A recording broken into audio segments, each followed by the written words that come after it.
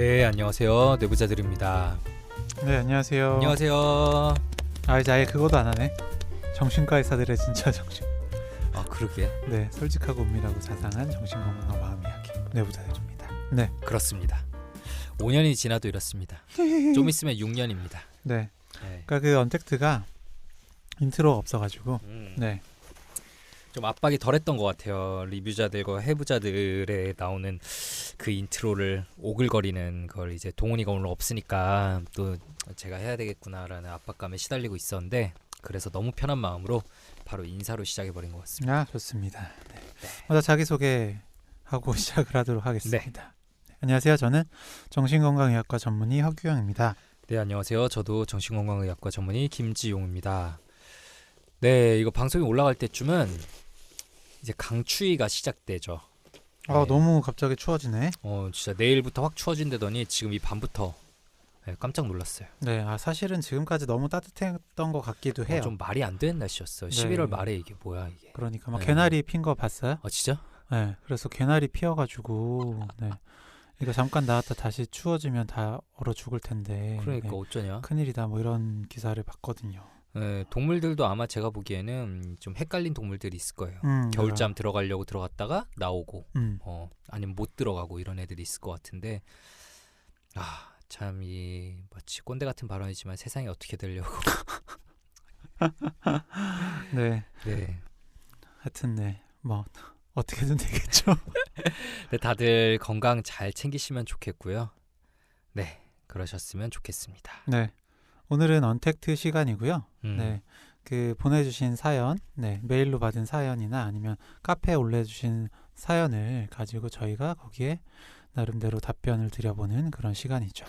네, 저희가 그간 카페에 이제 올라온 사연으로 해본 적은 한 번도 없었는데, 저희가 뇌부자들 카페가 생겼잖아요. 네. 네이버에 이제 뇌부자들 카페 검색하시면 나오는데, 거기에 한 분께서 그 코너에 글을 하나 써주셨어요. 네. 근데 제가 읽어보니까 분명 저도 한번 얘기해보고 싶고, 진료실에서 이런 비슷한 케이스들을 워낙 자주 만나기 때문에 그래 이거는 해야겠다 싶어서 댓글을 달았었습니다. 네, 유튜브에서 해달라고 했는데 본의 아니게 팟캐스트에서 하게 됐네요. 네, 어쩔 수 없습니다. 되는 대로 합니다. 네, 이분께서 꼭 밀키웨이님께서 저희 팟캐스트도 들으시는 분이라고 믿고 한번 해보도록 하겠습니다. 네. 예술학교에 재학 중인 학생입니다. 학교에 가면 정신과 치료를 교수님들과 수업 중에 오픈하고 이야기할 만큼 저를 포함해서 우울증, 조울증, 공황장애 등등 정신과 치료를 받는 친구들이 많아요. 그러다 보니 서로 약 복용 후기 같은 거를 자주 나누는데, 정신과 약 복용한 후에 복잡 미묘하던 감정이 평범하게 변했다는 반응을 자주 접하게 됩니다. 저 또한 예민하던 시절에는 더 많이 느끼고 더 오래 감정을 끌어안고 있었다면, 약 먹은 후에는 좀 덜 느끼고 감정이 쉽게 휘발하는 것처럼 느껴지는데요. 분명히 일상을 살아가고 감정에 휘둘리지 않는 데에는 너무 도움이 됩니다. 하지만 이런 변화가 창작에도 영향을 주다 보니 창작을 위해서는 그 전으로 돌아가고 싶다는 생각이 들 때가 있어요. 뭔가 창작의 동력이 어떤 대상에 대한 깊은 공감이나 나에서 비롯된 우울, 그리고 크게 나를 휩쓰는 감정일 때가 많았고, 창작을 하다 보면 예민함에 나를 세워야 할 때가 많거든요. 하루 중 예민함을 유지하며 100의 감정을 느끼고 소모하고 살았었다면 그것이 30 정도로 줄어든 느낌이에요. 그러다 보니 덜 보이고 덜 생각하고 덜 담아두고 결국 내가 표현해야 할 것도 줄어드는 느낌입니다. 저의 경우는 이런 점을 주치의 선생님께서 잘 이해해 주셔서 항상 체크해가며 약을 조절 중이기는 한데, 어떤 것이 장기적으로 창작과 함께하는 삶에 도움이 되는 것인지 궁금할 때가 있습니다.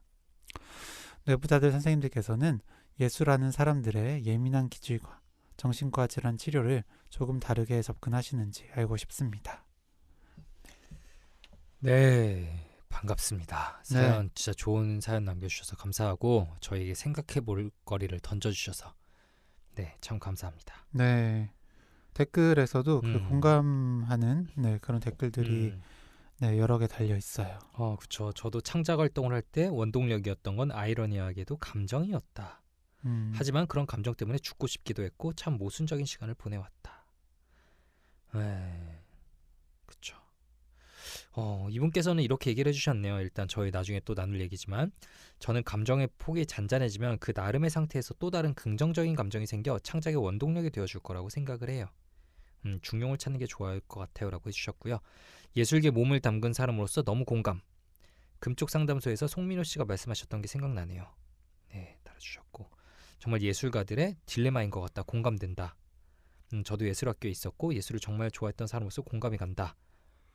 네, 많이들 달아주셨네요. 그러게요. 이미 음. 사실 많은 고민들을 하시고, 네, 저보다 더 어떤 깊은, 네, 더 도움이 되는 그런 답을 이미 주신 거 아닌가라는 생각도 듭니다. 그래요? 호경쌤 이제 이거밖에 없어요? 네, 그럼 이제 김지영 선생님께서 앞으로 진행을 해주시도록 하겠습니다. 네, 아유 방송을 날로 먹으려고 하네요. 이제 점점 네. 내공이 느니까 네 이제 자신을 버려가며 편안함을 추구하는 놀랍습니다. 네, 중용에서 예, 편안함도 좀 가져가야죠. 이런 비슷한 얘기 종종 듣죠? 네, 자주 들어요. 음. 네, 확실히 분명히 똑같이 예술, 글 쓰시는 분께서도 이거 팟캐스트인가 유튜브에서도 저 한번 말씀드렸던 것 같은데 약을 드시다 보니까 정말 똑같이 이런 기복들이 사라지면서 맞아요. 그런 창작에 대한 어떤 영감들을 얻지 못한다. 주변 사람들이 네 색깔을 잃었다 이렇게 얘기할 때도 있다고. 너무 답답하다고도 하셨고요. 네. 그래서 이거 약 계속 먹어야 되냐라는 분도 계셨고 정말로 그 약을 끊고 이전에 어떤 조증 상태로 돌아가고 싶다고 하셨던 분도 계세요. 네, 그때 워낙 강렬하잖아요. 감정이 폭발하는 시기. 네. 그래서 참 다양하게 이런 말씀들 듣게 되는 것 같습니다. 저도 참 혹시 뭐 외국에서 들으시진 않을까라는 생각도 있는데 아마 안 들으시겠죠. 제 환자분 중에 예술을 이제 하시는 분이 너무 힘드셔서 그분은 진짜 히스토리도 너무 복잡하고 너무 힘들고 누구라도 힘들 만한 상황이었는데 감정이 근데 원동력이 돼서 예술에서는 정말 인정받고 나이에 비해서 정말 빠르게 성공하고 인정을 받았는데 결국은 너무 힘드셔서 외국으로 이제 좀 떠나셨었거든요. 네, 그 다음에 저한테 좀 메일도 보내시고 근데 제가 답장도 제때 못 드려서 그 다음엔 또 메일이 오고 뭐 이렇게 됐었는데 그분한테도 이런 비슷한 얘기들을 좀 들었고 여러 명 얼굴에 떠올라요. 지금 머릿속에 분명히 연관은 있습니다. 신기하게 약을 쓰면 비슷한 얘기를 하세요. 그러게요. 네. 어쨌든 약의 효과 혹은 기대하는 그런 반응이기도 하죠. 네, 여기서 정확히 설명을 해주셨는데, 그러니까 주변 환경에 좀 덜 영향을 받게 만드는 게 필요하기도 하잖아요. 그쵸. 어떤 생각이 돌아가도 그걸 또 금방 끊고 눈앞의 거에 집중할 수 있도록 좀 도와주기도 하고 생각의 폭이 감정의 폭이 너무 커지지 않도록 좀 잡아주니까 원래 이제 감정, 생각 두 개는 서로 주고받으면서 계속 증폭시키는 거잖아요. 감정이 올라오면은 어떤 생각이 들고 그 생각이 들면은 또 감정이 올라오고 그러면 또 생각이 더 번져 나가고 이렇게 혼자서 막 그거에 빠져 있을 때 예술적인 그런 뭔가 영감, 이전에 생각하지 못했던 게 확 들어올 수도 있지만 또한 동시에 너무 힘들고 약을 먹으면 그런 굴레를 좀 끊기게 일반적인 상태로 돌려주니까 뭔가 그 번뜩임이란 게 좀 사라지는 경우도 있는 것 같고요. 네, 맞습니다. 이 감정이라는 게 결국에는 어떤 자극에 대한 내 안의 반응이잖아요. 그러니까 뭐 현실 세계, 그러니까 내 밖의 세상에서 어떤 벌어지는 사건들에 대해서 그때 드는 어떤 감정이기도 하고 사실은 내 안에서 드는 어떤 생각들에 대한 반응이기도 한데 그것 때문에 힘든 거를 무뎌주게 하는 게 약이니까 네, 사실은 이런 예술하시는 분들한테는 그런 내 생각과 끊어지는 느낌이라든지 혹은 현실 세계랑 좀 단절되는 느낌까지도 받으실 수 있겠죠. 네, 약간 근데 얘기가 좀 달라지는 걸 수도 있는데 진짜 저도 예전에 예술학교 다니던 분들한테 그리고 뭐 요즘도 듣는 그러면 다 먹는다, 공황장애가 다 있다, 이제 우울증 다 있다, 자해하는 친구들 정말 많다 이런 얘기를 많이 들어요. 근데 이게 과연 기질적으로 좀 예민한 감성을 타고나서만일까요? 그거 어떻게 생각해요? 좀 생각해 보신 적이 있어요? 그건 많이냐라고 하면 항상 저는 그것만으로 다 설명할 수는 없다고 다른 하는데, 요인 생각해 보신 거 혹시 뭐 있는지. 근데 저는 크다고 생각하긴 해요. 음. 네. 근데 기질적으로 그런 어떤 민감한, 네, 음. 예민한 기질을 타고나다 보면 저는 생각도 좀 그렇게 흘러가게 된다고 봅니다. 그러니까 그렇게 좀 느끼는 것 자체를 큰 폭으로, 그러니까 어떻게 보면 좀 극단으로 느끼다 보면 생각도 좀 극단으로 가게 되는 경우가 많죠. 네. 그래서 이렇게 이런 기질 가지신 분들은 완벽주의적인 성향을 가지신 분들이 많아요. 네. 그러니까 저는 그게 기질이 많은 영향을 줬다고 생각하고요. 네. 그래서 잘해야 돼. 네. 그러니까 마치 그 장인 정신으로 그 도자기 조금만 마음에 안 들어도 다 깨버리는 네, 그런 게 있잖아요. 그거 자체를 알아채는 것도 어떻게 보면 그 기질이고, 네. 그래서 그거를 못 견디는, 네. 이런 완벽한 작품을 만들어야 돼라고 생각이 드는 것도 어쨌든 기질에서 2차적으로 좀 파생된 거라고 생각을 하거든요. 근데 결국에 병원에 오시는 건 이런 완벽주의적인 어떤 성향으로 인해서 스스로를 책찍질하고 좀 괴로워하면서 스트레스를 받다가 2차적으로 우울이나 불안, 네, 불면 이런 증상으로 병원에 오시게 되는 경우들이 많은 것 같습니다. 저는 또 이제 좀 많이 들었고 저 또한 그렇게 느끼는 게 뭐냐면은 일단 우리나라 예능에서 우리나라 이 예술에서 입시란 걸 빼놓고 얘기할 수가 없잖아요. 그렇죠. 입시 미술, 입시 음악. 네, 그래서 그 줄 세우기라는 게 정말 상상을 초월할 정도로 심하더라고요.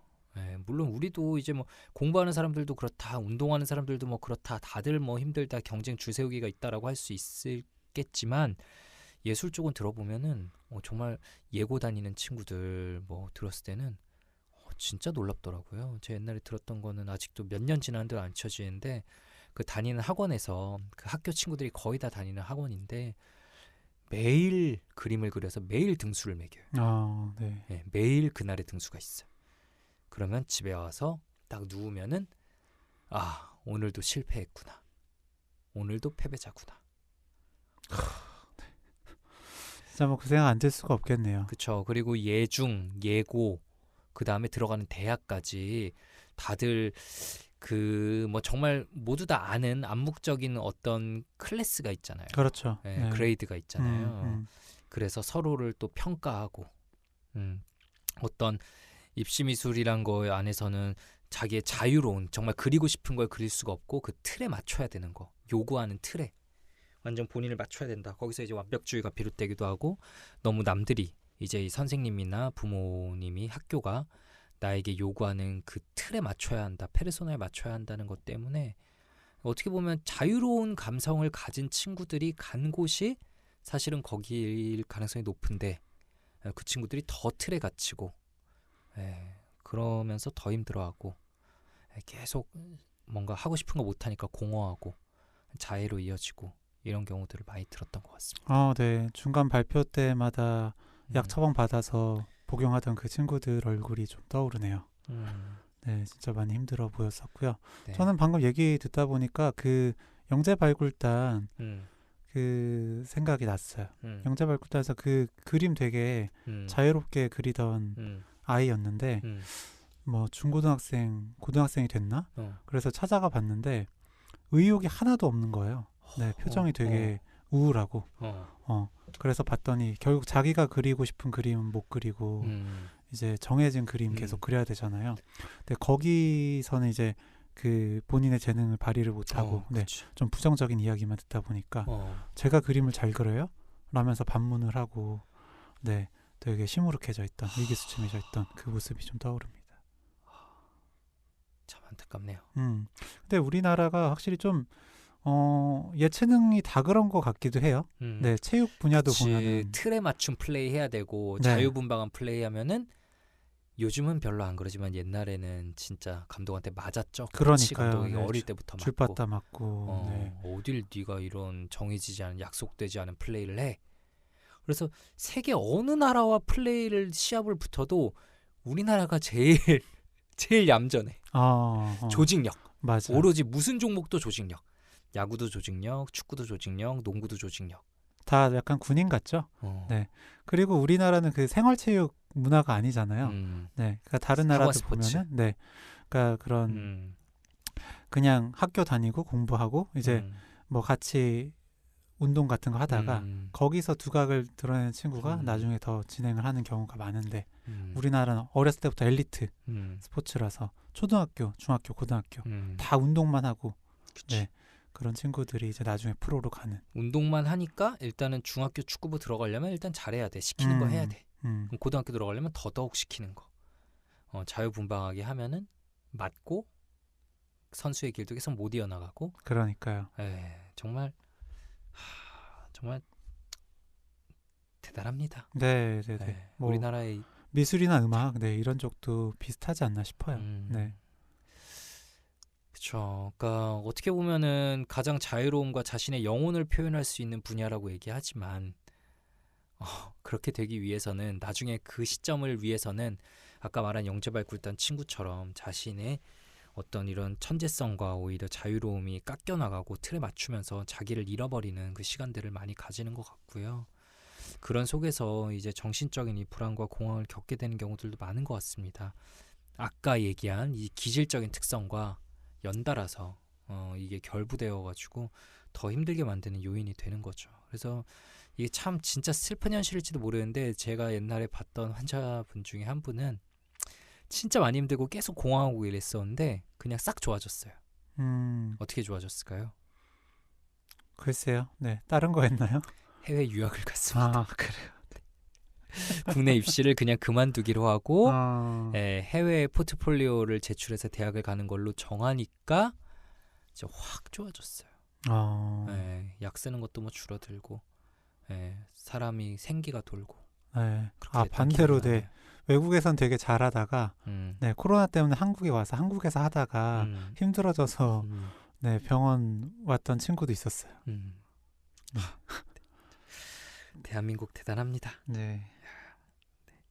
근데 어쨌든 원인이 이런 것들이 있다에 대해서 좀 분석을 해봤고요. 요약을 해서 말씀드리자면 기질적으로도 분명히 생각이 많고 더 꼼꼼함을 추구하고 감정의 폭이 좀 더 넓은 분들이 분명히 예술을 선택하실 가능성이 높고요. 그런데 예술계에서는 막상 그 자유로운 감정, 영혼을 풀어주지 않고 더 틀에 억죄는 틀을 옥죄고 갇히고 내가 하고 싶은 건 못하고 이런 과정들을 통해서 전형적인 공황이죠. 공황을 유발하는 심리죠. 뭔가 계속 갇히고 억압되는 공황과 우울 그리고 뭐 정말 많은 경우에 있어서 자신의 이 공허함과 답답함을 어떻게 해결할 수 없어서 자해에 이어지는 경우도 진짜 이런 얘기 많이 들었어요. 그러니까 빨리 또 뭐 해야 되는데 계속 쉬지 않고 해야 되는데 그림 그려야 되는데 내가 일단 알고 있는 가장 빠르게 감정을 정리할 수 있는 방법은 효율적인 방법은 자해니까. 혼자 계속 생각하고 괴로워하느니 빨리 긋고 그림 그리자. 네, 진짜 그렇게까지 해야 되나라는 생각도 드네요. 네. 너무 힘드시겠습니다. 네. 네. 그리고 이 약을 복용을 했을 때 이런 감정적으로 좀 무뎌지는 거, 네, 이걸 감정적 둔마, 이모셔널 블런팅이라고 하는데요. 연구들을 보면은 한 연구에서는 이 항우울제를 복용했을 때 한 46%. 네, 저도 한 절반이라고 네, 기억하고 네, 절반 정도가 이런 걸 경험을 한다고 하죠. 네, 그러니까 단기적으로도 그렇고 그리고 장기적으로 약을 복용을 했을 때 아예 이렇게 잘 느껴지지 않는 이런 게 또 장기적인 항우울제 부작용이기도 합니다. 옛날에는 정신과 의사들이 그냥 어쩔 수 없어요. 뭐 그런 거 없어요라고 그냥 해오는 경우들이 많았는데 요즘 들어서 더 확실하게 이 좀 부작용적인 측면에서 초점이 사람들이 많이 관심을 가지는 것 같아요. 그냥 둔하다. 부정적인 감정은 좀 줄었지만 또한 동시에 긍정적인 감정도 줄어들면서 뭔가 로봇이 된 것 같고 감정적으로 좀 둔마된 것 같고 이런 걸 얘기하시는 경우들이 있죠. 맞습니다. 어쨌든 그래서 이런 부분에서 결을 비슷하게 하는 것 같은데 예전에는 어떤 통증이나 이런 걸 줄여주는 게 더 목적이었다면 요즘엔 더 잘 지내는 게 목적이잖아요. 그렇다 보니까 어떤 뭐 약들도 예전에는 이런 부분을 줄여준다 이런 게 좀 포커스가 됐었다면 맞아. 요즘 약들은 네. 그렇죠. 파저티브 어펙트라고 해서 이걸 그런 살려준다. 네 기력을 살려주든지 네. 어떤 뭐 재미를 살려주든지 이런 살려주는 걸 더 효과가 있다. 네. 네 비교적 이런 걸 좀 최근에 들어온 신약들은 다 그거를 되게 강조하더라고요. 아고틴도 그렇고 브린텔릭스도 그렇고 맞아요. 네. 예, 그리고 아빌리파이 역시 그런 부분이 가장 강점이다라고 좀 주장하고 있고 실제로 써보면 좀 그렇고. 그러니까요. 예, 네. 왜냐하면은 기존에 이제 우리가 대표적으로 SSRI라고 하는 이 세로토닌 레벨을 올려주는 거는 세로토닌을 올릴 수 있는데 그 세로토닌을 올려주는 게 연쇄적으로 도파민을 좀 눌러주는 효과가 생기기도 합니다. 네, 그런데 지금 얘기한 이런 다른 약물들은 도파민도 좀 건드려줘서 좀 긍정적인 감정도 느낄 수 있게 한다라는 부분이고요. 근데 이 에모셔널 블런팅, 감정적으로 둔마되는 것 때문에 감정의 폭이 더 좁아지는 걸 수도 있지만 어쨌든 뭔가 이 괴로움 속에서만 나오는 또 창작들이 있잖아요. 네. 저 최근에 KBS에서 그 한번 촬영하기도 했는데 반고우 같은 경우도 네. 대표적인 이제 자신의 정신적인 어려움을 이런 예술 세계로 승화시켜낸 분이죠. 그렇게 정말 사람이 뭔가 엄청나게 힘들 때 혹은 엄청나게 몰두돼 있을 때만 나올 수 있는 그런 결과물들이 있는 게 사실이라서. 네, 그죠. 뭐 지용 형이 자주 이야기하는 다자이 오사무의 인간 그쵸. 실격, 네, 같은 것도 그런 어쨌든 그 그런 사람 감정들. 아니면 못 쓰죠. 그러니까요. 그 마음 네. 상태 아니면 못 쓰지. 그러니까 그분이 만약에 약을 드셔서 그런 게 없어졌다면 사실 그런 개성 있는 글은 어려웠을 거잖아요. 고우의 별이 빛나는 밤에 그것도 저 이번에 알았는데 정신병원에 있을 때 그렸대요. 정신병원 창문에서 보이는. 네. 참 아이러니컬한 거죠. 아이러니컬한 거고. 그리고 이제 저는 최근에 이제 책 쓰는 것 때문에 만나는 한 운동 선수 이제 예전에 유명하셨던 그분이랑 몇 번 얘기를 했는데 정말 진짜 본인을 엄청나게 갈아넣는 진짜 엄청난 노력을 했더라고요. 우리로서는 상상할 수 없는 정말 그 완벽에 대한 또 추구. 막 자다가도 몸이 약간 비틀어져 있으면 막 소스라치게 놀라면서 깨고 이랬대요. 몸이 항상 꼿꼿해야 돼서 좌우 균형이 맞아야지 이제 신체가 최적의 밸런스를 찾을 수 있다고 생각해가지고 항상 꼿꼿하게 있고 자다가도 앉아있다가도 흠칫흠칫 놀라고. 네. 정말 그랬다요. 그래서 막 다른 선수들도 이제 독종이라고 불리고 이랬는데 그때 자신을 돌이켜보면 너무 힘들었고 진짜 수고했지만 또 자기가 운동하는 어린 친구들을 보면 그렇게 해야 된다라고 말할 것 같아요. 그렇게 엄청나게 몰두했을 때 딱 깨달음을 얻게 되는 게 있다. 거기서만 나올 수 있는 게 있다 라고 얘기를 하는데 그거 사실 무시할 수 있는 게 아니잖아요. 그렇죠. 네. 편안함만 있을 수는 없으니까. 네. 참 그게 정답이 없는 것 같아요. No pain, no gain이라는 말이 있잖아요. 네. 그러니까 분명히 사람이 자기를 마치 고행하듯이 뭔가를 갈아 넣을 때 물론 그렇게 한다고 100% 뭐가 나오는 건 아니지만 거기서만 얻을 수 있는 뭔가가 있으니까 그거를 우리가 예술하시는 분들 혹은 운동하시는 분들처럼 더 짧은 시간 내에 뭔가 불꽃 확 이렇게 불태우듯이 하셔야 되는 분들은 그런 상태를 추구하시는 것 같아요. 맞아요. 어쩔 수 네, 없이. 맞아요. 그리고 아까 그 도자기 깨는 장인한테도 네, 그거 왜 깨냐고 깨지 말라고 그럴 수 없잖아요. 저 주세요. 깨지 말고. 물론 뭐 그러면 너무 좋겠지만 네, 그분은 그 나름대로 해서 네, 그치. 그 방법을 통해서 네, 그 경지에 더 높은 도달하신 경지에 거니까. 도달하기 위한 자신만의 방법이니까. 네. 그럼 이런 얘기를 하시는 분들 정말 이 상태다. 평상시에 너무 어려워서 약을 먹을 수밖에 없었다. 그런데 먹었더니 둔해진다.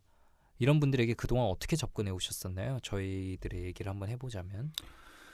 근데 저는 그 여기서 첫 번째 댓글로 주신 톨라리우스님이 질문을 주셨잖아요. 네, 그 어떤 고통이랑 네, 이 창작이 안 돼서 힘든 그 네, 정도랑 비교했을 때 어떤 게 더 힘든지를 물어보셨는데, 네, 그런 걸 사실 전체적으로 보기는 해야겠죠. 네, 일단은 그 창작을 하는 데 있어서 필요한 것이 일단 이런 이제 예술적인 예민함, 네, 날선 감각, 네, 뿐만 아니라 다른 것들도 필요하잖아요.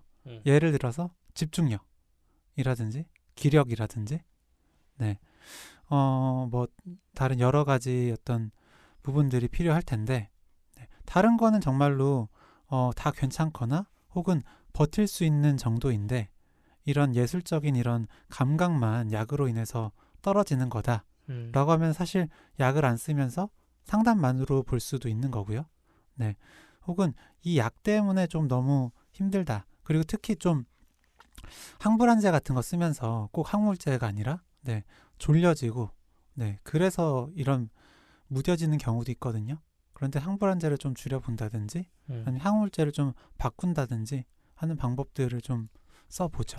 맞아요. 저도 일단은 저희가 아까 얘기한 긍정적인 감정을 좀 살려줄 수 있는 약들을 이론적으로 어쨌든 그런 약들을 좀 써보는 것도 고려해 볼 수 있을 것 같고, 저는 이게 원칙적으로는 항우울제를 쭉 복용하는 게 원칙이기는 하지만 그 기간 동안에는 좀 끊어보는 것도 권유드린 적이 있습니다. 맞아요. 작품 기간 동안만 그러면 좀 잠시 끊어보고, 근데 선을 넘어가는 것 같으면 내가 느끼기에나 아니면 그분이 느끼시기에 선을 넘어간 것 같으면 그때는 소량이라도 다시 드시면서 아슬아슬한 줄타기를 한번 해보자라고 제안을 드렸던 적도 있고요.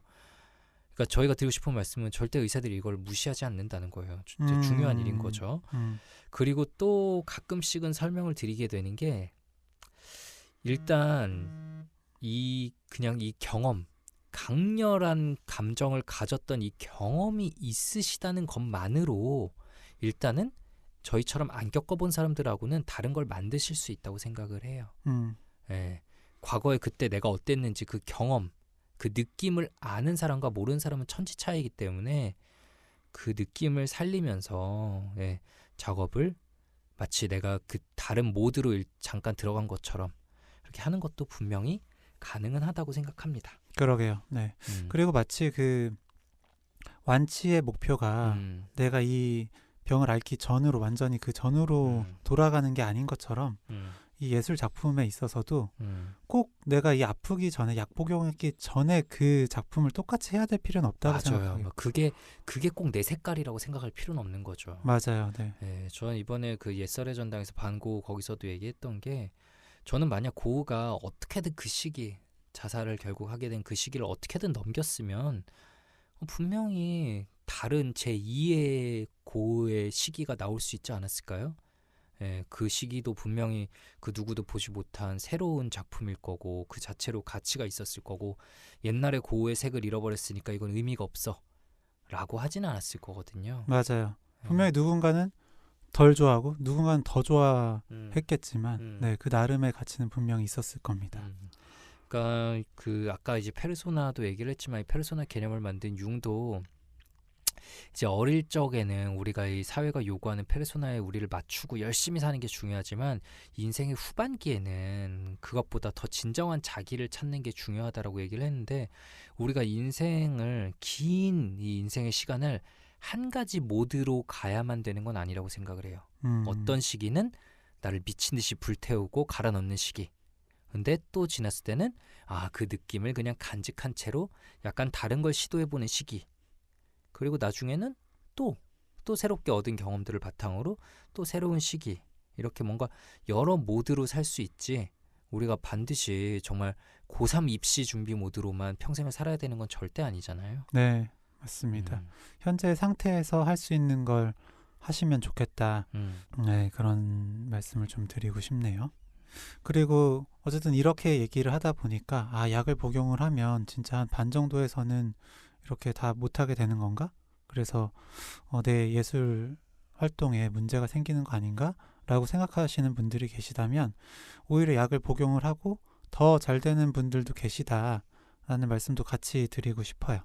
그래서 아까 말씀드린 것처럼 창작 활동에는 다른 여러 가지 인지 기능이나 다른 뭐 기능들, 뇌의 기능들도 작용을 하기 때문에 어쨌든 그 약을 복용을 하면서 너무 많은 생각 때문에 내가 창작 활동을 못했다. 근데 생각이 좀 줄어드니까 내 창작 활동에 좀 더 많은 시간을 쓰고 집중을 할 수 있게 됐다.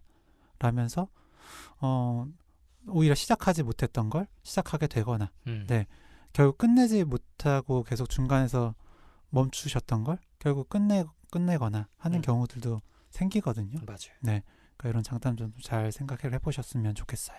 네. 그래서 저희가 드리고 싶은 말씀은 지금 느끼신 거 적어주신 게 단연코 맞다. 네, 많은 분들이 이런 걸 경험한다. 하지만 또 분명히 톨라리우스 1세님이 적어주신 것처럼 중용을 찾는 거, 본인에게 그 상태에 맞춰서 가장 정확한 답을, 가장 필요한 답을 상황에 따라서 맞춤으로 찾아 나가시는 게 좀 필요할 거고, 그러다 보면 다양한 모드의 나를 가지게 되고 그걸 바탕으로 좀 더 유연하게 살아갈 수 있지 않을까, 이런 생각을 좀 해봅니다. 네, 이 사연에 대해 저희의 생각은 다소 부족할 수 있어도 여기서 이제 좀 마무리 지어보고 저희는 키워드 토크로 조금 후에 시작해 보도록 하겠습니다. 네, 오늘 저희가 선정한 키워드는요. 예술입니다. 네, 예술. 다 예상하셨죠? 여기서 뭐 하겠어요, 저희가. 네, 계속 예술 얘기를 해가지고. 네, 어쩔 수 없습니다, 오늘은. 네, 예술이 뭔가요? 허경영 쌤 한 예술 하시나요? 저요? 저는 예술에 별로 소질이 없습니다. 많이들 예상하셨겠지만. 아, 그런가요? 이것도 너무 겸손 떠는 거 아니세요? 아니 진짜로 자, 예술을 하려면 첫 번째로 음. 그런 외부의 상황들을 잘 느껴야 돼요. 그죠? 네, 작은 거라도 이제 그거를 사소하게 그냥 넘기지 않고 캐치할 수 있는 그런 어떤 그런 부분, 능력이 필요하다고 생각하고요. 그거를 느낀 다음에 담아뒀다가 표현하는 게 필요하죠. 네. 그런데 첫 번째로 저는 잘 느끼지 못하고, 네, 두 번째로 잘 담아주지 못하고. 왜 잘 못 느껴요? 그거 타고난 거 아닐까요? 네. 근데 모르겠어. 이게 타고난 것도 있고요. 근데 저 문예창작과 다니는 친구랑 얘기를 한 적이 있는데 제가 너무 억압하고 사는 것 같다고 하더라고요. 네. 제가 그 친구랑 얘기를 하면 그 친구는 다른 친구들이랑 자기는 되게 얘기를 많이 하는데 네, 너는 꽤 잘 느끼고 생각을 하는 편이다. 그래서 이렇게 대화가 원래 안 되는데 되는 걸 보면 너는 아마 많이 억압하고 사는 것 같다라는 얘기를 하더라고요. 표현을 잘 안 하는 거다. 네. 규영이 근데 10년 전에 비해서는 뭐 표현 많이 하죠. 네, 늘고 있는데 감정 표현 늘어났다고 생각하고요. 근데 저도 사실 되게 잘 표현 안 하는 편인데 저보다 규영이가 약간 한 수 위였던 것 같은 느낌이기도 하고. 그렇죠. 네. 네, 저희 중에는 동훈이가 아마 이런 감정의 폭이 가장 넓고 예술도 가장 잘하지 않나라고 생각을 하고요. 네. 저도 참 예술과 거리가 진짜 멀었습니다. 네, 미술과 음악 시간은 저에게 고통의 시간이었고 항상 가장 안 좋은 점수를 받았고, 저는 어릴 때 피아노를 이제 엄마가 시켜서 배웠는데 아직도 기억이 납니다. 제가 많이 들었던 말은 번갯불에 콩볶아 먹는다라는. 그래서 5번 연습을 해야 끝난다 그러면 진짜 박자는 무시하고 광속으로 바바바바바 치고 끝내고, 혼나도 아주 꿋꿋이 계속 그러고. 그래서 피아노 실력이 하나도 늘지 않았던 기억이 나요. 놀랍게도 하나도 늘지 않았어. 네, 저도 되게 비슷한데 저도 피아노 어렸을 때부터 쳤었고요. 저는 꽤 오래 쳤던 것 같아요. 7살 때부터 초등학교 6학년 때까지 쳤나? 오, 오래 쳤네. 네. 저도 몇 년 쳤는데 저보다 더 오래 쳤네요. 네, 꽤 오래 쳤는데 사실 저는 약간 보육의 느낌으로 갔던 것 같기도 해요. 네, 끝나면 바로 가서 피아노 연습도 하고 그냥 거기서 쭉 남아가지고 거기 있는 애들이랑 네, 놀고 뭐 간식 먹고 네, 그러다 왔었는데, 그러다가 제가 한 4, 5학년 때쯤인가 봤는데 2년 딱 친 이제 여자의 동생을 봤는데 너무너무 잘 치는 거예요. 네. 그래서 역시 원래 나는 안 되는 걸 알고 있었지만 역시 저런 친구들이 예술을 하는 거구나. 기질이란 게 있습니다. 이제 저희 집에 아이 둘이 있잖아요. 첫째는 일단 생긴 것부터 저랑 비슷하고, 네, 축구하는 거 좋아하고. 똑같아. 네, 축구하는 거 좋아하고, 피아노 치면은 뭔가 저랑 좀 비슷하게 치는 것 같아요. 근데 피아노 학원을 이제 둘 다 어릴 때부터 좀 다녔는데, 둘째는 되게 어릴 때 형 가니까 어쩔 수 없이 그 시간에 집에 혼자 있을 수 없으니까 같이 따라가고 이랬는데, 가서 하기 싫으니까 앞에 나와서 친구들 다 같이 노래 부르면은 자기 그냥 바닥에 누워 있고 아무것도 안 하고 막 이랬었는데 약간 치기 시작하니까 잘 치는 거예요. 근데 딱 봐도 둘째 그런 기질 좀 있잖아. 있잖아. 약간 예민하고 뭔가 더 많이 느껴. 똑같은 상황에서 더 많이 느끼고 다르거든요. 그래서 피아노를 조금 치기 시작했는데 이제 그 피아노 학원에서 좀 얘는 심화반으로 들어와라. 그 정도로. 해서 네, 그 저는 진짜 막귀라서 잘 모르는데도 얘가 치는 건 좀 다르다라는 게 느껴져요. 형이 치는 거랑 얘가 치는 게 다르다라는 게 물론 그걸 이제 겉으로 꺼내고 얘기할 수는 없지만 사람마다 진짜 기질과 타고난 능력치는 진짜 다 다르구나라는 거를 네, 정말 느낍니다. 그러게요. 첫째는 축구 잘하고 둘째는 네. 피아노 잘 치고. 근데 그림도 완전 달라요, 둘이. 그림도 그린 거 보면은 첫째는 나랑 비슷하구나. 둘째는 느낌이 있어. 못 그려도 느낌이 있어요. 네, 그게 참 신기합니다. 어떻게 우리 DNA에는 대체 뭐가 적혀 있는 건지. 네. 그러게요. 네. 그래서 하여튼 저는 음악, 노래 부르는 거는 되게 좋아했었거든요. 네, 그래서 고등학교 때 노래방을 매일 가다 보니까 웬만치는 하게 됐었는데 역시 잘하는 거는 불가능했던 것 같고, 네, 음악도 그렇고 미술은 정말 못했죠. 네, 저는 제가 미술을 왜 그렇게 못하는지 잘 모르겠어요. 네, 어머니는 미술 전공하셨거든요. 네. 그러면 우리 대화의 시작점으로 돌아가서 미술, 음악 이렇게 뭔가 공유하는 이 예술이라는 거 이거는 대체 뭘까요? 어떤 기질이 이제 반영이 좀 되는 걸까? 아까 규영이가 대강 얘기했지만 더 많이 느끼고 더 많이 표현하고 어떤 걸까? 이게 좀 더 디테일하게 얘기해 보면. 디테일하게요? 뭘까요? 네, 글쎄. 그래서 저는 예술이라는 건 결국엔 그거를 소비하는 사람이라고 할까요? 네, 그걸 보거나 듣거나 느끼는 그 사람의 감정을 불러일으키는 그 작업 결과물이 예술이라고 생각을 하거든요. 네, 그러니까 뭐라도 어쨌든 그 감정이 올라오게 만들면 되는 건데, 네, 그러려면은 일단 어떻게든 세게 때려야 돼. 네, 좀 그런 부분이 있어야죠. 감정을 세게 때려야 뭔가 올라올만 하겠지. 네, 파동이 생기겠지. 네, 물론 아주 담담한 어떤 그런 작품들도 있기는 하지만, 네, 그것보다는 많은 사람들은 더 센 거를 소비를 하죠. 그러려면 일단 감정 표현이 좀 커야겠죠. 네, 그죠. 그리고 예술은 기본 만약에 이제 엔터테이닝이라고 했을 때, 어쨌든 도파민 분비를 시켜줘야 되거든요. 네, 그럼 사람은 익숙한 자극에는 잘 반응을 하지 않아요.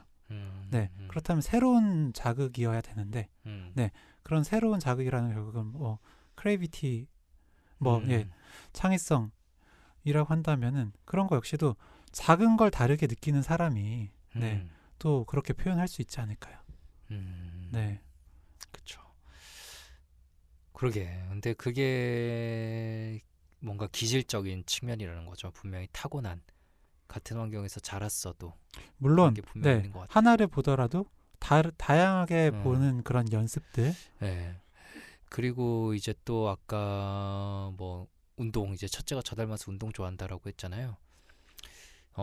저는 뭐 규영이 이제 우리 같이 농구를 하도 많이 하니까 알겠지만 규영이나 저나 이렇게 플레이할 때 그 변화의 폭이 넓은 사람들이라고 생각하진 않습니다. 맞아요. 네. 하던 거를 계속 하던 사람들이에요. 창의성이 사실 그렇게 크지 않아.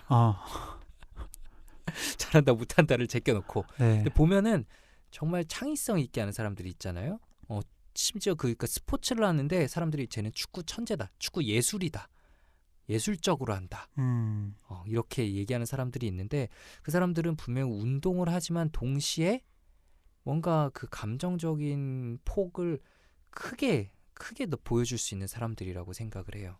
그게 체육에도 이제 반영이 좀 되는 거겠죠. 네, 맞아요. 그러니까 그 어느 정도까지는 그냥 비슷비슷하게 할 수 있어도 결국에는 크게 성공하려면 그 다른 뭔가가 좀 있어야겠죠. 맞아요. 참 그게 방금 얘기한 창의성, 창조성, 천재성이라고 부르는 것들인데 참 수많은 사교육들이 천재성을 키워준다라고 하지만 사실 뭐 이게 키워줄 수 있는 건가 싶습니다. 어떻게 보면은. 맞아요. 쉽지 않아요. 네. 근데 사실 결국 이거 뭐 아니면 도잖아요. 네, 정말로 그거는. 네. 그래서 잘 되면 이제 대박이고 못 되면 쪽박이라. 네. 그렇죠. 그런데 우리나라에서는 못 되면 쪽박이란 게 허용될 수 있는 나라가 아니니까 너 그냥 대박의 기회는 버리고 우리 중간에 맞추는 걸로 이 틀에 맞춰서 쭉 가보자 라고 다른 거 하는 걸 이제 못하게 막는 거죠. 맞아요. 어쨌든 뭐 꼭 예술 분야에서는 그래도 이제 잘 되는 경우들이 있는데 뭐 다른 분야에서 예를 들어 노벨상이 없다. 그쵸. 갑자기 또 생각나네. 최근에 수학 상을 필즈상. 받았잖아요. 네. 허준이 네. 교수도 우리나라에서 어릴 때 수포자가 될 뻔했었다고. 참 무섭습니다. 네. 또 사회 얘기를 하고 있네. 우리 얘기를 해야 되는데, 우리 생각을 얘기해야 되는데, 이게 뭐 우리 생각이지 뭐. 근데 정말 이게 모르겠어요. 그 안정성이란 것도 중요하고 창의성을 발휘하면서 산다는 것도 중요하고, 그러니까 이게 좀 어떤 생각이 저는 들었냐면은 언젠가 저희가 해부자들에서 한번 다뤘으면 좋겠는 책인 다정한 것이 살아남는다라는 책에 보면은 이제 보노보와 침팬지의 성격 차이에 대해서 나오거든요. 근데 보노보는 굉장히 다정한 유명한 동물인데 침팬지는 굉장히 공격적이고 근데 왜 그러냐? 결국엔 그들이 사는 환경이 다르다. 보노보가 사는 곳은 굉장히 과일이 풍족하고 먹을 것이 넘쳐서 그냥 마음의 여유가 있으니까 곳간에서 인심난다고 애들이 다정해졌는데 이제 침팬지는 안 그렇다는 거죠. 저는 우리나라 아까 얘기한 이렇게 뭔가 계속 틀에만 맞춰야 되고 네가 뭔가 새로운 걸 시도하다가 실패하면은 너는 다시 재기할 기회 같은 건 우리 사회에서 없어 라고 느끼기 때문에 그런 거라고 생각을 해요. 네. 그건 실제로 한국 사회가 자원이 부족하고, 네, 부족하고 사람은 겁나 많고. 네. 그러니까 사실 저희가 이렇게 비판을 하기도 하지만 저희 어떤 한국인들이 많이 가지고 있는 기질이나 이런 환경에는 네, 적합하게 살고 있다는 생각도 합니다. 맞죠. 우리나라에는 이게 필요했으니까 어쩔 수 없이 이렇게 된 거지. 맞아요. 이제. 네. 근데 어쨌든 가혹하다는 거죠. 네, 그게 특히나 오늘 이제 사연에 얘기했던 이런 좀 더 자유로운 기질, 좀 더 감정의 폭이 넓은 사람들이 선택한 예술에서 막상 더 빡세게 그게 적용된다는 것 자체가 정말 많은 사람들의 힘들게 만들고 천재성, 창조성을 이렇게 키워나갈 수 있는 기회를 처음부터 박탈해버리고 있다는 이 아이러니컬한 게 참 마음이 아플 뿐이죠. 맞습니다. 네. 그래도 뭐 창의성 하니까 뭐 팟캐스트 유튜브 할 때 아이디어는 그래도 괜찮게 내고 있지 않나 그런 생각도 좀 하고 네, 하여튼 팟캐스트도 좀 예술적으로 한번 만들어 보고 싶네요. 네, 그래도 뭐 이미 저희의 이런 방송을 듣고 좀 이런 마음이 움직이시는 분들이 계시다는 건 맞아요. 저희도 어떤 부분에서는 좀 예술을 하고 있는 거 아닐까요? 저희가 강한 파문은 던지지 못하지만 이놈들이 질릴 정도로 계속 두드려서 네. 꾸준한 창작 활동. 네, 이제는 좀 움직여 줄게. 뭐 이런 느낌. 꾸준한 창작 활동 굉장히 중요하지 않나요? 네, 저랑 규영이가 다른 기질적인 측면에서 좀 약한 게 있지만 또 인내심, 우리 뇌부자들 멤버들이 6명 중 3명이 떨어져 나가고 남은 3명이 아직 인내심을 발휘하고 있다는 게 저희의 창작 활동을 앞으로 계속 지켜봐 주시면 감사하겠습니다. 네. 그래요. 네. 그러면 오늘 사연 이렇게 올려주셔서 저희가 대화 나눌 수 있게 해주신 밀케이님께 다시 한번 감사드리고 저희의 이야기가 좀 도움이 되셨으면 좋겠습니다. 네, 저희는 다음 시간에 더 유익하고 흥미롭고 재미있는 컨텐츠 들고 찾아뵙도록 하겠습니다. 감사합니다. 감사합니다.